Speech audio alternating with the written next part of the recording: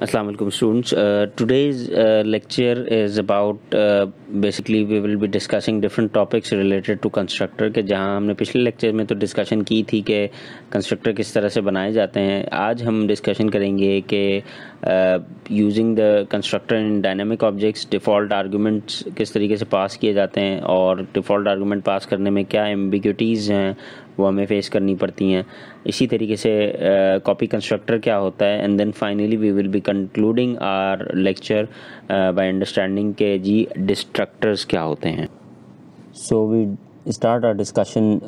by considering the parameterized constructors in dynamic objects. हमने इससे पहले डिस्कशन जैसे कि पहले हमने मल्टीपल कंस्ट्रक्टर्स किस तरह से बनाए जाते हैं और इसी तरीके से डिफ़ॉल्ट वैल्यूज़ हम किस तरह पास कर सकते हैं किसी भी कंस्ट्रक्टर के अंदर, हमने वो डिस्कस किया था। But now we will be discussing के अगर हम लेट्स से डायनामिक ऑब्जेक्ट की बात करें तो वहाँ पे किस तरीके से पैरामीटराइज कंस्ट्रक्टर्स जो हैं वो क्रिएट किए जाते हैं। So basically whenever we want to call a desired parameterized constructor, जब भी हम ऑब्जेक्ट क्रिएट कर रहे हो जो कि डायनामिक ऑब्जेक्ट है बेसिकली, तो जो डिज़ायर्ड लिस्ट ऑफ पैरामीटर है उसको हम पैरेंथेसिस में जो है वो इंक्लोज करते हैं। Like let's say for example हमने इससे पहले जो अपनी डिस्कशंस में एग्जांपल कंसिडर की थी पॉइंट क्लास की, तो let's say we have following statement की जो कॉल है वो इस तरीके से होगी जहां हम नो आर्गुमेंट कंस्ट्रक्टर जो है वो पॉइंट क्लास का जो कि बेसिकली प्रिंट कर रहा हो कोई भी डेटा मेंबर्स को यूज़र कंसोल पे आउटपुट स्क्रीन पे। तो एज यू कैन सी कि हमने इनिशियल पॉइंट पे जो बेसिकली स्टैटिक P1 लिख के पॉइंट ऑब्जेक्ट डायनामिक ऑब्जेक्ट बनाया है और हमने बेसिकली इसकी जो अगर मैंने x की वैल्यू और y की वैल्यू यूज़र कंसोल पे प्रिंट करवानी है तो फॉर दैट हमने ब्रैकेट्स के अंदर जो है वो P1 और मेंबर सिलेक्शन ऑपरेटर जो हमने यूज़ किया था डायनामिक ऑब्जेक्ट के लिए और फिर x and comma with P1 member selection operator y और फिर हमने ब्रैकेट क्लोज किए। ये जो स्टेटमेंट हमने यहाँ पे मेंशन की है, तो जब प्रोग्राम स्टेटमेंट कॉल करेगा let's say single argument constructor को, तो हम अगर लेट्स से एक वैल्यू पास करते हैं तो उस केस में x की जो वैल्यू थी वो तो 5 कंसिडर हो जाएगी और y की वैल्यू 0। वेरएज जो दूसरी स्टेटमेंट हमें यहाँ पे नज़र आ रही है कंस्ट्रक्टर की जिसमें हमने दो आर्गुमेंट पास किए हैं x एंड y, तो उसमें जो फर्स्ट वैल्यू है again if we write like 10,10, तो इस केस में हमारे पास बेसिकली x की और y की वैल्यूज़ जो है वो 10 इनिशियलाइज हो जाएंगी। Now in next slide we will be discussing the code related to this particular example of dynamic object जब हम उसमें कंस्ट्रक्टर कॉलिंग करते हैं। So now in this example basically हमने कंस्ट्रक्टर जो है विद डिफ़ॉल्ट आर्गुमेंट्स जो है वो यूज़ किया है और यहाँ पे बेसिकली हमने जब डिफ़ॉल्ट आर्गुमेंट रखे हैं while defining the class constructor, तो इस एग्जांपल में बेसिकली हमने दो आर्गुमेंट्स डिफ़ाइन किए हैं कंस्ट्रक्टर के लिए और जो के सेकंड वैल्यू जो है इस कंस्ट्रक्टर में वो हमने उसके लिए डिफ़ॉल्ट वैल्यू जो है वो सप्लाई की है या प्रोवाइड की है। तो जब कंस्ट्रक्टर कॉल होगा तो इन दैट बेसिस के जी हमने कौन सा जो है वो कंस्ट्रक्टर एग्जीक्यूट करना है हमारे पास दो में से, तो वी विल बी डिसाइडिंग के जी किस तरीके से ये वैल्यूज़ जो है वो कंसिडर करेगा। So we have basically a point class जहाँ पे हमने दो x एंड y वेरिएबल्स को पब्लिक रखा है और फिर उसके बाद हमने जो कंस्ट्रक्टर रखा है कंस्ट्रक्टर बनाया है उसको दो वैल्यूज़ हमने इनपुट पास करवानी है, one is x1 and the second one is y1। So based on the discussion जो हमने इससे पिछले चैप्टर में पिछले लेक्चर में डिस्कस किया था कि यहाँ पे जब भी हम वैल्यूज़ देते हैं तो वो वैल्यूज़ बेसिकली हमने y1 इज इक्वल्स टू 0 जो है वो ऑलरेडी हमने दे दी है यहाँ पे।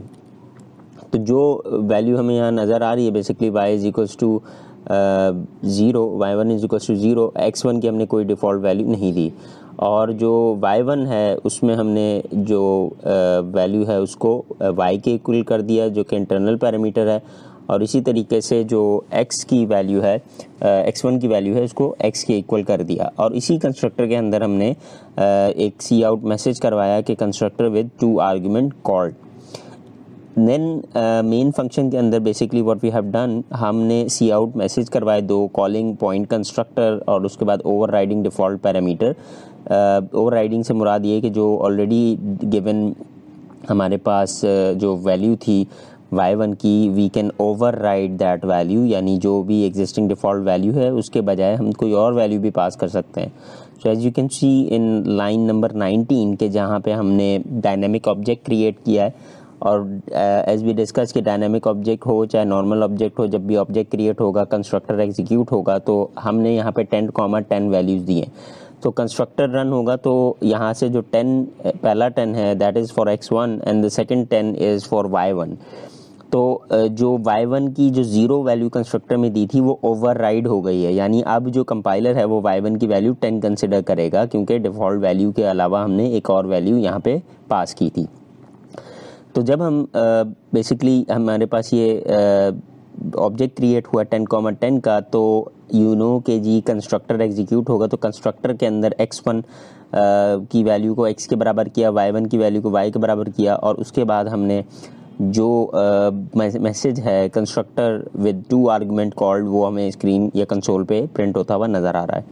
उसके बाद हमने सी आउट किया, सी आउट पॉइंट P1 लाइन 20 पे, जहां हमने P1 और P1 के x की वैल्यू और P1 के y की वैल्यू प्रिंट करवाई, तो वी विल गेट 10, 10। अब हम क्या करते हैं कि हम दोबारा से ये मैसेज सी आउट करवाते हैं कॉलिंग पॉइंट कंस्ट्रक्टर और यूजिंग डिफ़ॉल्ट पैरामीटर। अब हम डिफ़ॉल्ट पैरामीटर जो हमने पास किया था, हम उसकी वैल्यू यहाँ पे जो है वो कंसिडर करवाते हैं, जो y1 की 0 वैल्यू थी। So what we have done कि हमने एक और डायनेमिक ऑब्जेक्ट क्रिएट किया विच इज़ कॉल्ड P2, और इस P2 में बेसिकली हमने 10 की वैल्यू एक वैल्यू पास की, तो कंपाइलर विल नो कि ये जो 10 की वैल्यू है ये x1 के बराबर होगी, वेराज जो y1 है वो हमने यहाँ पास नहीं की लाइन 26 में, तो इसलिए y1 की वैल्यू 0 कंसिडर की जाएगी। और उस वक्त फिर हमारे पास जब हम लाइन 27 में वी कैन सी कि जब हम P2 डॉट या P2 एक्सेस ऑपरेटर यूज़ करके x की वैल्यू प्रिंट करवाएंगे और P2 और फिर y की वैल्यू, तो वी विल गेट x की वैल्यू के लिए तो हमारे पास 10 वैल्यू पास हो गई, वेराज जो y की वैल्यू है वो हमने ऊपर जब कंस्ट्रक्टर एग्जीक्यूट हुआ था या जब ऑब्जेक्ट बना था लाइन 26 के अंदर, तो हमने y1 की वैल्यू नहीं दी थी। तो जब हमने y1 की वैल्यू नहीं दी, तो इट मीन्स कि कंपाइलर यहाँ पे जो वैल्यू कंसिडर करेगा y1 की, दैट विल बी बेसिकली 0। और क्योंकि ऑब्जेक्ट क्रिएट हुआ तो कंस्ट्रक्टर चलेगा, तो y1 की 0 value will be equal to y which is the internal element of the class, जो कि कंस्ट्रक्टर के अंदर हमने लिखा हुआ है। तो इसकी वजह से जब हम प्रिंट करवाएंगे तो वी विल गेट P2 की value 10, 0। So in this way we see के जी हमने डिफ़ॉल्ट पैरामीटर्स जो हैं वो पास किए, जैसे हम नॉर्मल जब भी ऑब्जेक्ट बनाते हैं या डायनेमिक ऑब्जेक्ट बनाते हैं, दोनों के केसेस में हमारे पास यहाँ पे इस तरीके से ये वैल्यूज़ जो हैं वो डिस्प्ले होती हैं कि डिफ़ॉल्ट वैल्यू अगर आपने दी हुई है तो वो कंसिडर होगी, अगर नहीं पास की वैल्यू तो वो डिफ़ॉल्ट वैल्यू को कंसिडर करते हुए जो भी असाइंड वैल्यू है उसको वहाँ से पिक कर लेगा। So we have the same code that we were discussing before,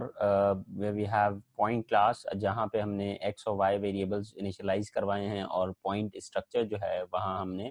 y1 की जो डिफ़ॉल्ट वैल्यू है वो 0 पास किए, वेराज x1 की वैल्यू वो जो भी हम जब कंस्ट्रक्टर के बिहाफ पे जब भी ऑब्जेक्ट क्रिएट होगा वहाँ पे x1 की वैल्यू हम कंसिडर करेंगे। मेन फंक्शन के अंदर again what we have done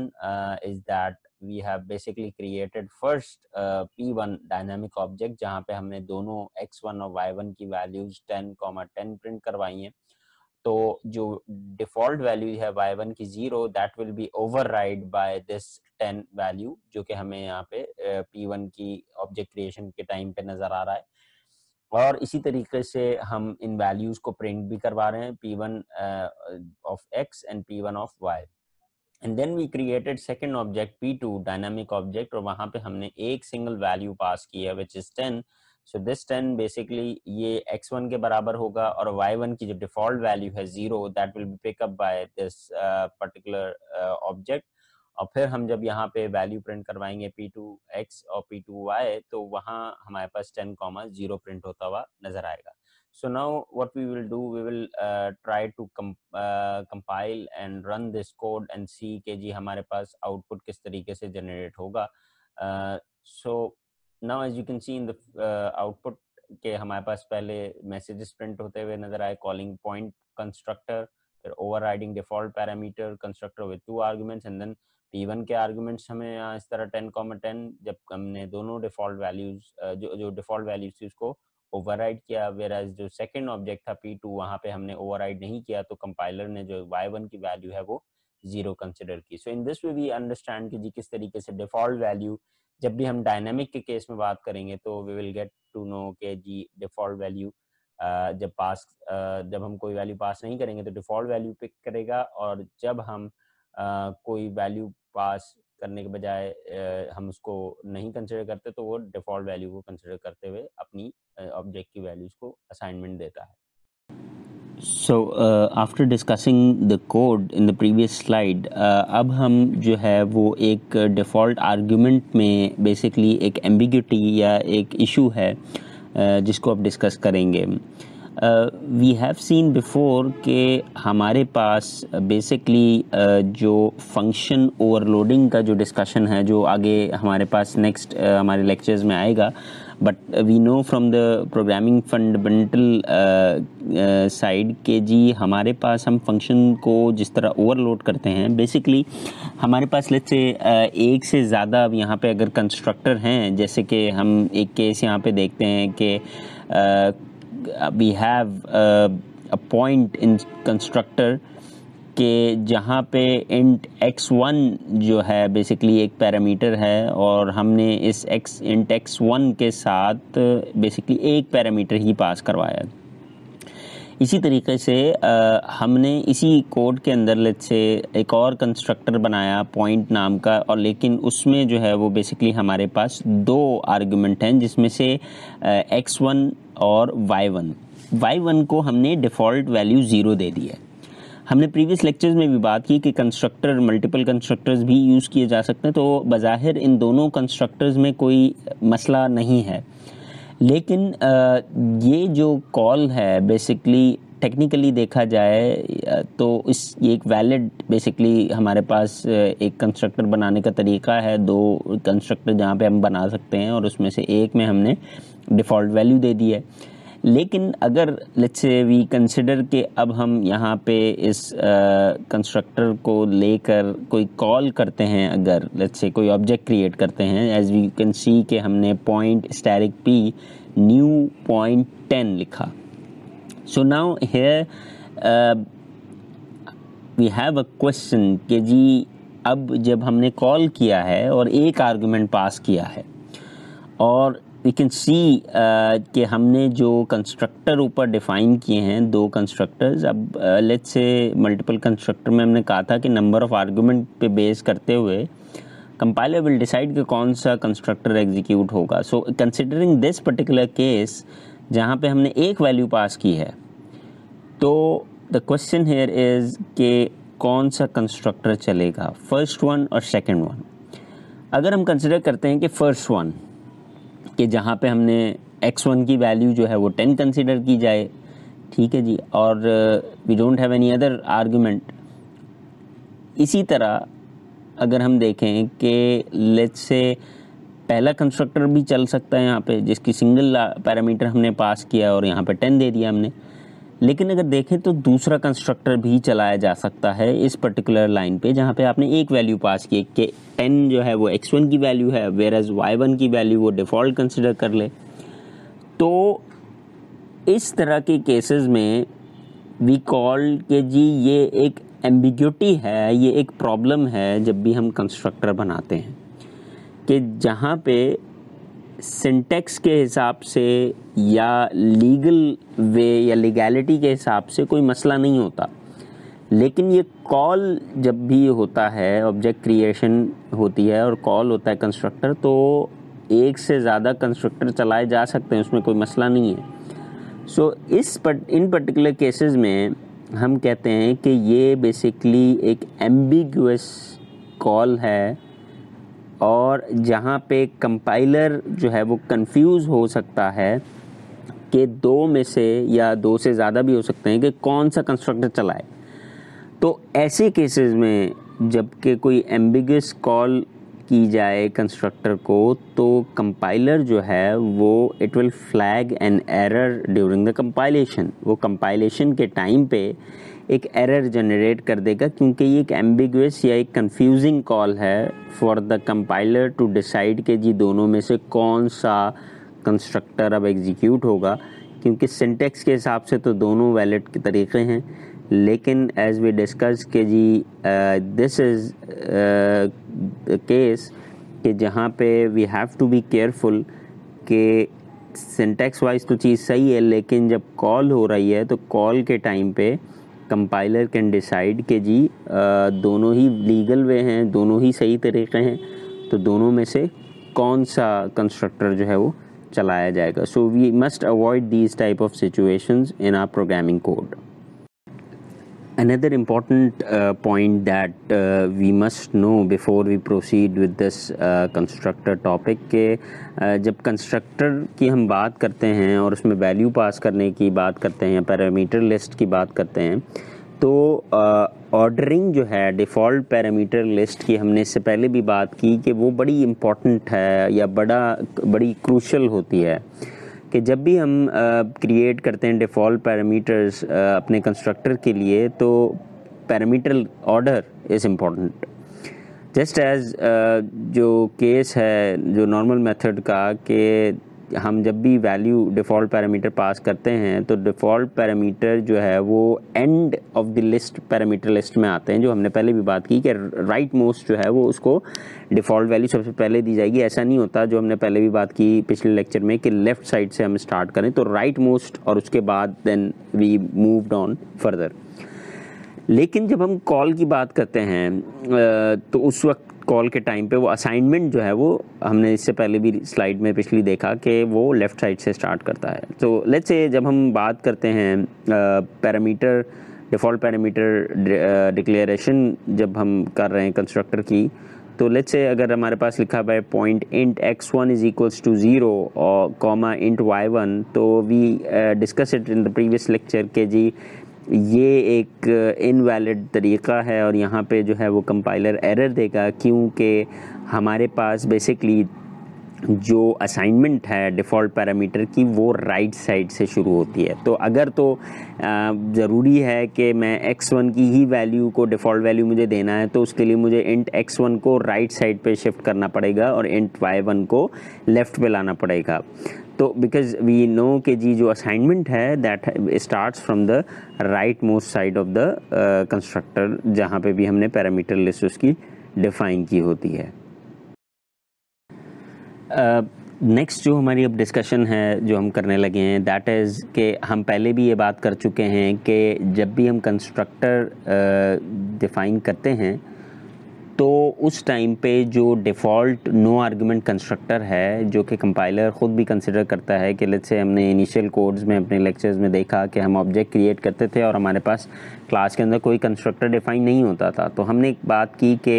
ऐसे केसेस में कंपाइलर जो है वो डिफ़ॉल्ट नो आर्गुमेंट कंस्ट्रक्टर, जो कि ज़रूरी नहीं होता लिखना और वहाँ पे कोई आर्गुमेंट भी नहीं होता, कंस्ट्रक्टर वो चला लेता है कंपाइलर अपनी तरफ से डिफ़ॉल्ट जो भी मौजूद है। लेकिन जब भी हमने या यूज़र ने कोई एक भी कंस्ट्रक्टर बना के क्लास के अंदर डिफ़ाइन कर दिया है, तो ऐसे केसेस में अब डिफ़ॉल्ट नो आर्गुमेंट कंस्ट्रक्टर जो है जो कंपाइलर ख़ुद से चलाता था, अब वो नहीं प्रोवाइड होगा, क्योंकि यूज़र डिफ़ाइन कंस्ट्रक्टर अब चलाया जाएगा। उस केस में डिफ़ॉल्ट कंस्ट्रक्टर्स मौजूद नहीं होते या नहीं चलाए जाएंगे कंपाइलर की तरफ से। सो लेट्स से हम एक क्लास की डिक्लेरेशन अगर कंसिडर करें कि जहाँ पे पॉइंट क्लास में दो वेरिएबल्स x एंड y हमने रखे और उसके बाद हमने एक कंस्ट्रक्टर रखा जहाँ पे हमने इंट x1 और इंट y1 दो वेरिएबल्स जो हैं वो बेसिकली हमने यहाँ पे मेंशन कर दिए। अब यहाँ पे हम कहते हैं कि जो क्लास है उसमें एक सिंगल कंस्ट्रक्टर है जिसके दो आर्ग्यूमेंट्स हैं x1 और y1। सो अगर तो अब मैं जब ऑब्जेक्ट बनाता हूँ और उस ऑब्जेक्ट में जब भी मैं क्रिएट करता हूँ तो कंस्ट्रक्टर कॉल होगा। कंस्ट्रक्टर कॉलिंग के टाइम पे अगर इफ़ आई एम राइटिंग के point p is equals to new point और मैंने जो राउंड ब्रैकेट्स उनको एम्प्टी रखा हुआ है, तो इस केस में हमने पॉइंट के लिए कोई भी ब्रैकेट्स के अंदर कोई भी वैल्यू पास नहीं की। तो ऐसे केस में इफ़ यू आर एक्सपेक्टिंग कि जी कंपाइलर को नो आर्गुमेंट, आपने ऑब्जेक्ट एक बनाया और उसके कोई आर्गुमेंट पास नहीं किए और ये हम सोच रहे हैं कि जी शायद अब डिफ़ॉल्ट जो कंस्ट्रक्टर है जो कि नो आर्गुमेंट कंस्ट्रक्टर है, कंपाइलर वो चला लेगा अगर आर्गुमेंट नहीं दिए, तो ऐसे केस में कंपाइलर एरर देगा। क्यों? क्योंकि हमने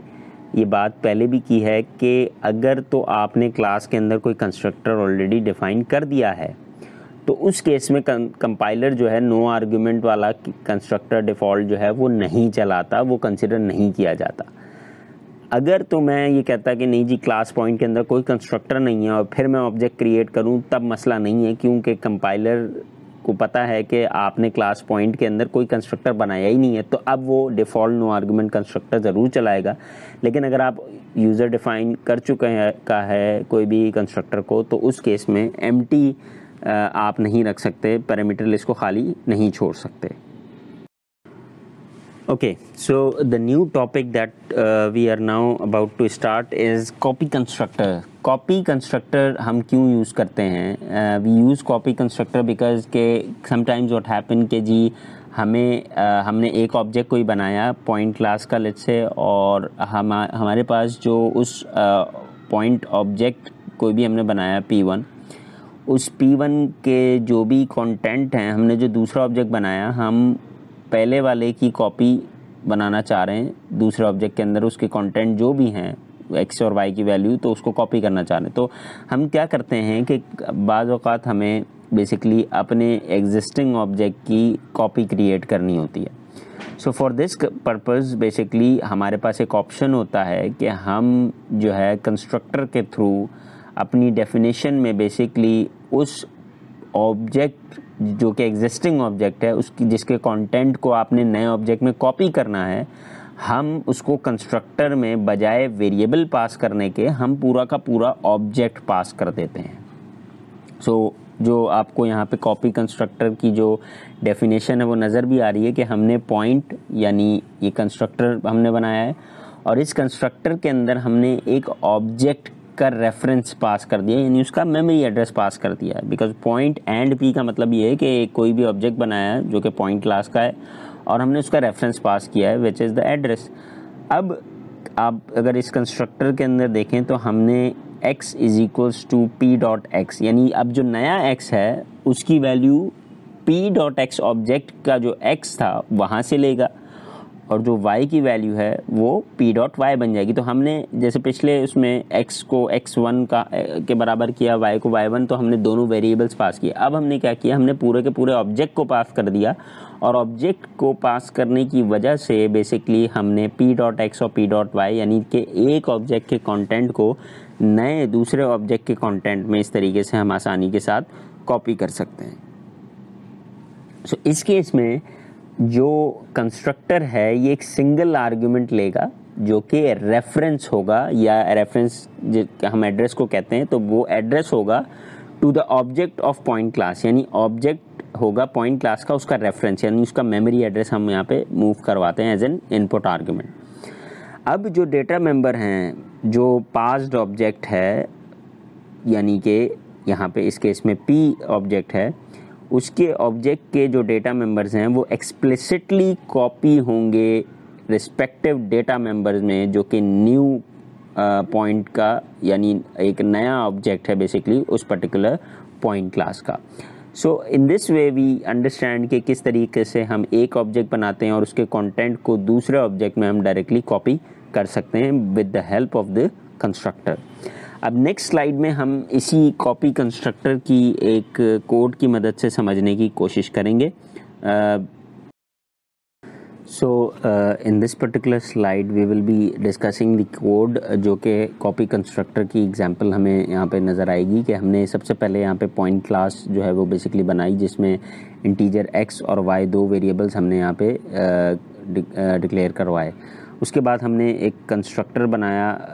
और कंस्ट्रक्टर में बेसिकली हमने 2 आर्गुमेंट पास किए, इंट x1 और इंट y1, और x1 को x के बराबर और y1 को y के बराबर रखा और सी आउट करवाया, कंस्ट्रक्टर कॉल का मैसेज लिखवाया। उसके बाद हमने दूसरा कंस्ट्रक्टर जो बनाया उसमें हमने बेसिकली जो हमने इससे पहले बात की, कॉपी कंस्ट्रक्टर के लिए हमने पूरा का पूरा ऑब्जेक्ट पास करवाना होता है एज अ इनपुट पैरामीटर। तो हमने यहाँ पे दूसरे कंस्ट्रक्टर के अंदर बेसिकली पॉइंट एंड पी, यानी कि एंड पी कोई एक ऑब्जेक्ट अगर आप पास करवा रहे हैं तो उसका मेमोरी एड्रेस या रेफरेंस आएगा। और फिर हमने x is equals to P dot X और y is equals to P dot Y यहाँ पे मेंशन कर दिया with C out message copy constructor called, ताकि हमें पता हो कि किस वक्त कौन सा कंस्ट्रक्टर चला है, कॉपी कंस्ट्रक्टर वाला कंस्ट्रक्टर चला है या नॉर्मल कंस्ट्रक्टर चला है। तो इसलिए हमने यहाँ पे सी आउट मैसेज भी करवाया। मेन के अंदर हमने किया ये कि हमने सबसे पहले एक ऑब्जेक्ट क्रिएट किया बेसिकली p1, और हमने उस ऑब्जेक्ट को 5,5 की वैल्यू दी। तो वी नो के 5,5 जब आपने ऑब्जेक्ट के पैरामीटर पास किए हैं तो इसका मतलब है कंपाइलर विल डिसाइड कि कौन सा कंस्ट्रक्टर चलाएगा। तो इट नोज के जी 5 and 5 both 5 are integer values, तो x1, y1 वाला कंस्ट्रक्टर चलेगा और वहाँ पे x1 जो है वो x के बराबर हो जाएगा कंस्ट्रक्टर एग्जीक्यूट होने में, y1 जो है वो y के बराबर हो जाएगा, और जो मैसेज प्रिंट होता हुआ आपको कंसोल पे नज़र आ रहा है दैट इज़ कंस्ट्रक्टर कॉल्ड, यानी पहला कंस्ट्रक्टर चला है। फिर हम p1 डॉट लाइन नंबर 25 में p1 डॉट एक्स और p1 डॉट वाई यानी x और y की वैल्यूज़ को प्रिंट करवाया हमने, तो हमें 5,5 प्रिंट होता हुआ नज़र आया। दूसरे केस में हमने किया क्या कि लाइन नंबर 27 में हमने p2 ऑब्जेक्ट क्रिएट किया और उसमें p1 ऑब्जेक्ट पास करवा दिया। अब कंपाइलर कंपेयर करेगा अगेन कि p1 क्या है, p1 एक ऑब्जेक्ट है, तो there must be a constructor जो कि बेसिकली ऑब्जेक्ट को कंसिडर करेगा फॉर वैल्यू पास करने के लिए। तो इसकी मदद से हमें पता चला कि अब यहाँ पे हम p1 ऑब्जेक्ट को पास करवा रहे हैं बेसिकली। तो कंपाइलर जो है वो इसी तरह p1 का एक रेफरेंस लेके अपने साथ गया और उसने जो भी कंटेंट थे उनको कॉपी कर दिया। तो अब बजाय इसके कि अब हम जैसे देख सकते हैं लाइन नंबर 28 में हमने p2 की x और y को प्रिंट कराया, तो हमें दोबारा से 5,5 ही प्रिंट होता हुआ नज़र आ रहा है। दिस इज़ बिकॉज कि आपने p1 के कंटेंट्स को p2 में कॉपी करवा दिया था। नेक्स्ट लाइन नंबर 31 में हमने setting data members of 2 objects. अब हमने क्या किया कि p1 डॉट एक्स की वैल्यू को 10 कर दिया और p1 डॉट वाई की वैल्यू को भी 10 कर दिया और p2 की पैरामीटर्स को भी हमने चेंज कर दिया। अब हमें पता है कि p1 और p2 दोनों अलग अलग हैं, यानी पास बाय वैल्यू जो हमने डिस्कस किया था। तो क्योंकि दोनों अलग अलग हैं और हमने p1 और p2 दोनों के ऑब्जेक्ट्स को की वैल्यूज़ को यानी p1 डॉट एक्स को 10 कर दिया, p1 डॉट वाई को भी 10 कर दिया, p2 डॉट एक्स और p2 डॉट वाई को भी हमने 20 कर दिया। और जब हम प्रिंट करवाएंगे p1 और p2 दोनों की वैल्यूज़ को, तो उसकी अपनी अपनी वैल्यूज़ चेंज हो जाएंगी 5,5 से, और p1 की वैल्यू 10,10 प्रिंट हुआ और p2 की वैल्यू 20,20 प्रिंट हुआ। So now we see the same code जो कि हमने इससे पहले स्लाइड में देखा है basically, and again we have 2 different constructors. एक जो है वो इनपुट पैरामीटर्स जो है x और 1 और y1 को कंसिडर करता है, और दूसरा जो है वो हमने ऑब्जेक्ट पास किया है which is the copy constructor. And then in the main function हमने p1 कंस्ट्रक्टर क्रिएट किया और p1 के कंटेंट को p2 में as an input argument pass किया। And then finally we will see कि किस तरीके से ये कोड जो है वो इसका आउटपुट बेसिकली हमारे पास जनरेट होता है। Okay, so as you can see in the figure in the output console के हमारे पास सबसे पहले p1 क्रिएट हुआ, उसमें 5,5 की वैल्यू आई। उसके बाद हमने p2 क्रिएट किया जिसमें p1 की वैल्यू कॉपी हुई थी, और फिर हमने p1 की वैल्यू को 10,10 किया था और p2 की 20,20। सो वैल्यूज़ जो हैं वो हमारे पास चेंज होती हुई नज़र आ रही हैं। इट शोज़ कि जी सिर्फ कंटेंट कॉपी हुए थे, बेसिकली ऐसा नहीं हुआ था कि हम p1 और p2 एक ही ऑब्जेक्ट के दो नाम या जैसे हमने पास बाय रेफरेंस में देखा वो नहीं हुआ, बल्कि पास बाय वैल्यू में जिस तरीके से कंटेंट कॉपी होता था इसी तरह ऑब्जेक्ट के जो है वो कंटेंट यहाँ पे हमारे पास भी कॉपी हो रहे हैं। So as we discuss in the previous example कि हमारे पास जो 2 ऑब्जेक्ट्स थे वो क्रिएट हुए और जो रेफरेंस थे इन ऑब्जेक्ट्स के वो बेसिकली स्टोर्ड हुए वेरिएबल p1 और p2 में। Now let's say we consider using the pointer type variable for storing object references. Okay, let's say we have point static p1 is equals to new point 5,5 जहाँ पे एक हमने P1 point dynamic object create किया और जहाँ पे उसकी values 5,5 रखी। नेक्स्ट लाइन में अगर हम लिखते हैं point static P2 is equal to P1, तो जो फर्स्ट स्टेटमेंट थी जो हमने बात की वो तो बेसिकली एक ऑब्जेक्ट बना रहा है पॉइंट क्लास का, जहाँ पे जो उसके दोनों डेटा मेंबर्स हैं उनकी वैल्यू को हमने 5 इनिशियलाइज किया, और जो ऑब्जेक्ट है रेफरेंस का is assigned to the pointer variable P1। जो नेक्स्ट स्टेटमेंट हमने लिखी point static P2 is equal to P1, वो उसकी इंटरप्रिटेशन अगर देखी जाए तो इसको इस तरीके से शायद देखा जाएगा कि हमने एक और कोई नया ऑब्जेक्ट बनाया और बेसिकली हमने कॉपी कंस्ट्रक्टर को यूज़ करते हुए जो P2 की जो वैल्यूज़ हैं वो बेसिकली P1 की वैल्यूज़ P2 में कॉपी की। हालांकि यहाँ पे ऐसा नहीं हो रहा, बल्कि यहाँ पे जो newly declared pointer variable P2 है वो रिसीव करेगा content of the pointer variable P1। इसका मतलब है कि जो रेफरेंस है या जो मेमोरी एड्रेस है ऑब्जेक्ट P1 का is pointing to its copied which is pointing to is copied basically into the P2। सो इसको आगे हम मज़ीद एग्जाम्पल जो है कोड, उसमें जो हमने पिछला कोड देखा था उसमें मॉडिफाई करके आगे डिस्कस करेंगे किस तरीके से ये वैल्यूज़ कंसिडर की जाएंगी। So now as we were discussing in the previous slide के जो हमारे पास P1 एंड P2 है both basically refers to the same object, और जो सेकंड स्टेटमेंट है वो कोई नया ऑब्जेक्ट क्रिएट नहीं कर रही थी। और इसको अगर हमें समझना है और या वेरीफाई करना है कि हम डिफरेंट वैल्यूज़ किस तरीके से basically by using the reference of P1 और फिर हम P2 का रेफरेंस यूज़ करते हुए अगर इसको समझने की कोशिश करें, so you can see in the code that is been shown is basically हमने P1 और फिर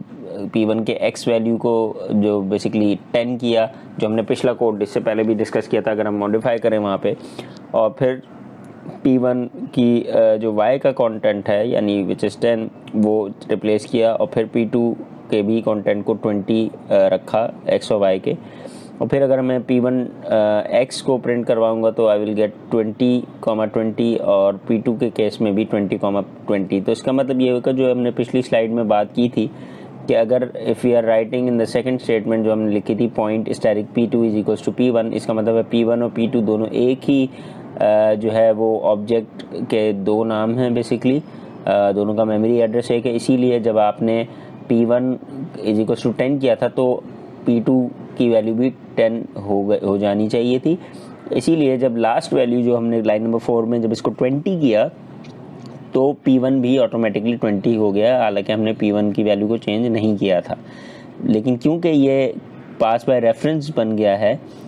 इसी वजह से एक मेमोरी स्टोरेज तो है लेकिन उसके दो डिफरेंट नाम हैं, और अगर हम एक को मॉडिफाई करेंगे तो दूसरा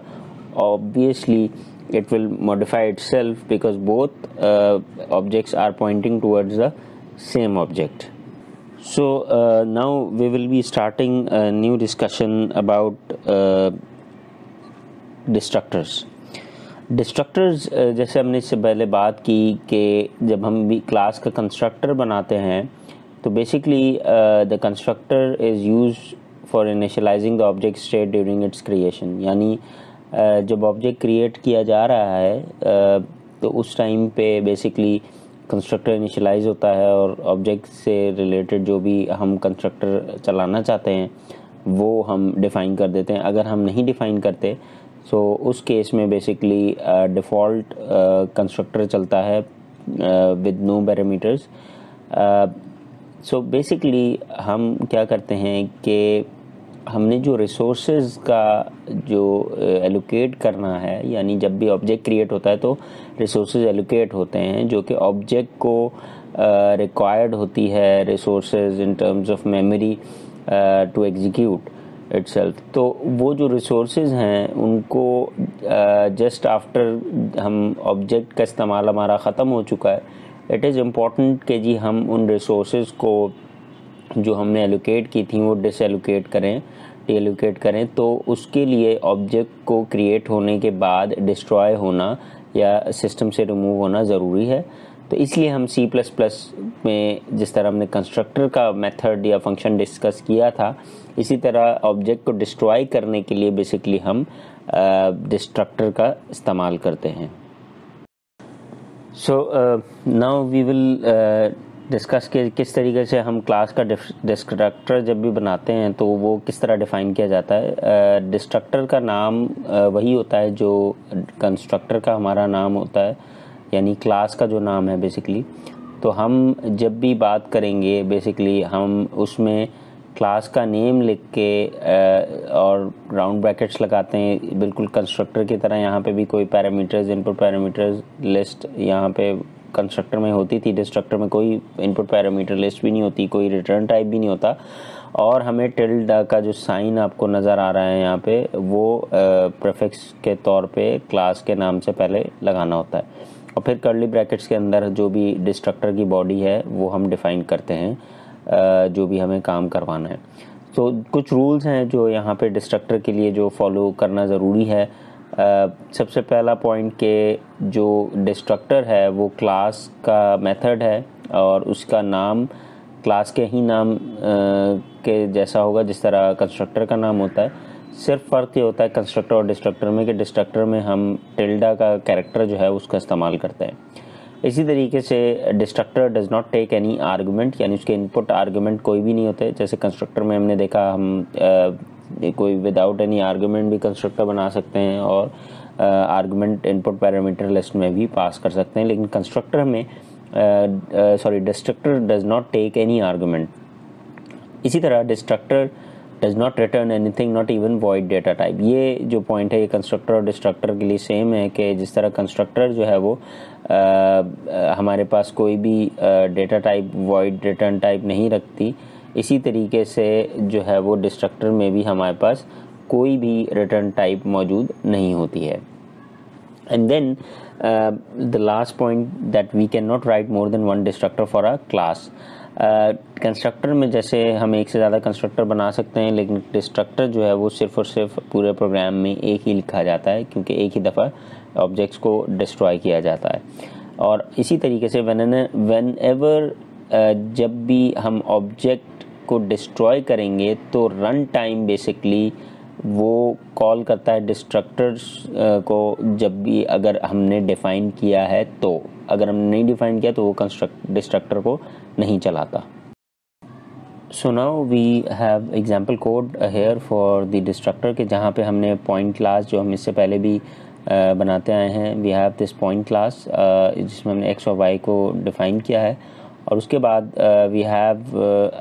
कंस्ट्रक्टर पॉइंट जिसके दो आर्गुमेंट्स हमने x1 y1 रखे, और फिर उसके बाद हमने एक डिस्ट्रक्टर बनाया पॉइंट के नेम का, और उसमें as we can see we do not have any input parameter, we do not have any return type, it has the same name as the name of the class और tilde का sign. और वहाँ पे जो भी हमें message हमने C out करवाना था डिस्ट्रक्टर कॉल का वो हमने यहाँ पे मेंशन किया। जब हमने ऑब्जेक्ट क्रिएट किया मेन फंक्शन में लाइन 23 में P1 तो 5,5 की हमने वैल्यू की, तो ऑब्जेक्ट क्रिएशन के टाइम पे इसने कंस्ट्रक्टर चलाया होगा, और कंस्ट्रक्टर चलाने की वजह से हमें मैसेज का आउटपुट कंसोल पे नज़र आ रहा है कंस्ट्रक्टर कॉल्ड। और फिर उसके बाद हमने जो वैल्यू है लाइन नंबर 24 में जो P1 की वैल्यूज़ प्रिंट करवाई हैं, P1.x और P1.y, वो दोनों वैल्यूज़ हमें नज़र आ रही हैं। And then we have not called any destructor, हमने कोई एक डिस्ट्रक्टर नहीं चलाया, लेकिन ऑटोमेटिकली जब डिस्ट्रक्टर डिफाइंड है तो कंस्ट्रक्टर चलने का मतलब ये है कि डिस्ट्रक्टर अगर बनाया हुआ है तो डिस्ट्रक्टर भी एग्जीक्यूट होगा। अब नेक्स्ट हम इसी कोड को कंपाइल करके देखेंगे कि किस तरीके से हमारे पास आउटपुट जनरेट होता है। So now as we have seen this code before कि हमारे पास कंस्ट्रक्टर के साथ साथ इस कोड में एक डिस्ट्रक्टर भी बनाया है जिसमें हमने एक सी आउट का मैसेज प्रिंट करवाया है, और मेन फंक्शन में बेसिकली हमने P1 ऑब्जेक्ट बनाया, और P1 ऑब्जेक्ट बनाने के बाद हमने P1.x और P1.y की जो वैल्यूज़ हैं उनको डिस्प्ले करवाया। So now we will see कि किस तरीके से जो कंस्ट्रक्टर ऑब्जेक्ट क्रिएशन टाइम पे चलता है, तो इसी तरह से डिस्ट्रक्टर भी बाय डिफ़ॉल्ट जो है वो अगर आपने बनाया है तो वो ऑटोमेटिकली एग्जीक्यूट होता है। You don't have to run any destructor yourself, बल्कि जो आउटपुट है वो ऑटोमेटिकली कंस्ट्रक्टर को डिस्ट्रक्टर को एग्जीक्यूट करके उसका मैसेज डिस्प्ले करेगा। तो जैसे you can see the output के कंस्ट्रक्टर कॉल्ड यानी कंस्ट्रक्टर चला, then you print the value of this point P1 यानी P1 ऑब्जेक्ट के हमने कंटेंट्स को प्रिंट करवाया, और डिस्ट्रक्टर जो है वो यहाँ पे हमें डिस्ट्रक्टर का जो मैसेज है वो सी आउट होता हुआ नज़र आ रहा है। So in this way we can understand कि किस तरीके से हम जो हमारे पास डिस्ट्रक्टर है वो एग्जीक्यूट होता है कोड के अंदर। So this again another example of destructor. This is the task for all of the students कि आप लोग ये task जो है वो खुद बनाएंगे, and then you will check and understand कि जी किस तरीके से ये code जो है वो output generate कर रहा है, so that you will be able to understand what is happening in this code. So you have to understand this yourself. So with that we end up with this lecture of constructor and destructor के जहाँ पे हमने देखा कि constructor किस लिए बनाए जाते हैं, इसी तरह डिफ़ॉल्ट पैरामीटर किस तरह पास होते हैं, कंस्ट्रक्टर क्यों बनाए जाते हैं, और जब हम डायनामिक ऑब्जेक्ट के थ्रू कोई कंस्ट्रक्टर अगर कॉल होता है तो वो किस तरह होता है, and then we have seen के जी कॉपी कंस्ट्रक्टर किस तरीके से चलाया जाता है. So with that we end up with this lecture. Hope to see you in the next lecture. Till then thank you very much and अल्लाह हाफिज़.